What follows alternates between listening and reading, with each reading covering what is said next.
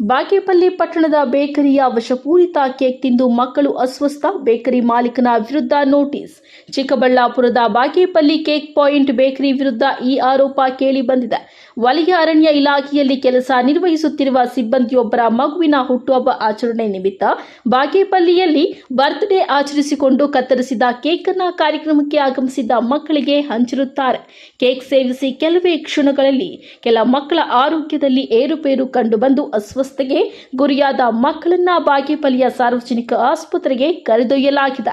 ವಿಷಪೂರಿತ ಆಹಾರ ಸೇವನೆಯೇ ಮಕ್ಕಳ ಅಸ್ವಸ್ಥತೆಗೆ ಕಾರಣ ಎಂದು ಚಿಕಿತ್ಸೆ ಕೊಟ್ಟ ವೈದ್ಯರು ತಿಳಿಸಿರುತ್ತಾರಂತೆ. ಮಕ್ಕಳಿಗೆ ಹಂಚಿದ ಕೇಕ್ ಅನ್ನ ತಕ್ಷಣವೇ ವಾಪಸ್ಸು ಪಡೆದು ಪರಿಶೀಲಿಸಿದಾಗ ಕೇಕ್ ಸಂಪೂರ್ಣ ಬೂಜುಮಯವಾಗಿರುವ ಫಂಗಸ್ನಿಂದ ಕೂಡಿರುವುದು ಕಂಡು ಬಂದಿರುತ್ತದೆ. ತಕ್ಷಣ ಬೇಕರಿಗೆ ತೆರಳಿ ಕೆಟ್ಟು ಹೋಗಿರುವ ಕೇಕ್ ಅನ್ನ ತೋರಿಸಿ ಸಾರ್ವಜನಿಕವಾಗಿ ಮಕ್ಕಳ ಪಾಲಕರು ಬೇಕರಿ ಮಾಲೀಕನನ್ನ ತರಾಟೆಗೆ ತೆಗೆದುಕೊಂಡಿರುತ್ತಾರೆ.